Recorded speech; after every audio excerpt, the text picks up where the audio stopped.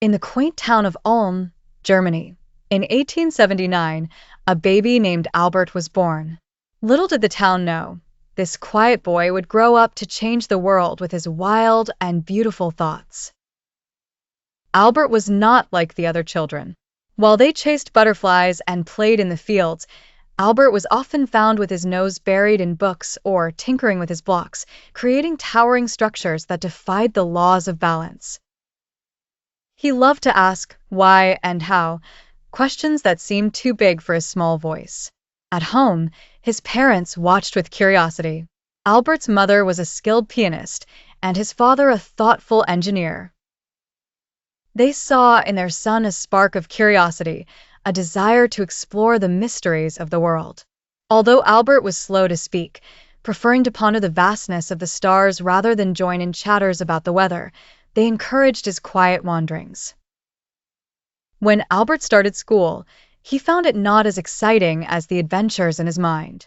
The teachers at his school believed in memorizing facts, but Albert wanted to know the why behind them.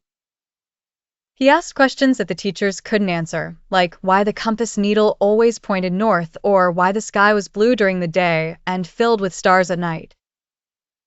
Eventually, Albert found his way to the Swiss Federal Polytechnic School in Zurich, where he could indulge his love for mathematics and physics. Even when faced with challenges, Albert's curiosity never wavered. He questioned conventional wisdom and dreamt of riding sunbeams, imagining what it would be like to race alongside a ray of light. After finishing his studies, Albert began working in a patent office. It wasn't a grand job, but it gave him time.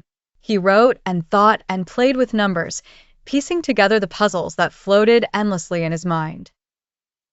One day, from this quiet office, Albert penned extraordinary ideas that would change everything: how time is not a river flowing the same for everyone, how space and time are like a grand, twisty fabric. His ideas showed how light could touch the world in the smallest particles, bringing them to life. Albert's papers caught the attention of scientists far and wide. While many continued to underestimate the quiet young man, his work spoke louder than any shout. As Albert grew older, he moved from city to city, sharing his ideas with the world. He taught students and continued to dream, his theories flourishing like the blooming flowers he had once walked past on his way to school. Albert also believed in a world where people were kind to one another. He spoke for peace, using his voice to shield against the storms of war. His white, wild hair and gentle eyes became known everywhere, a symbol of a man who never stopped wondering why.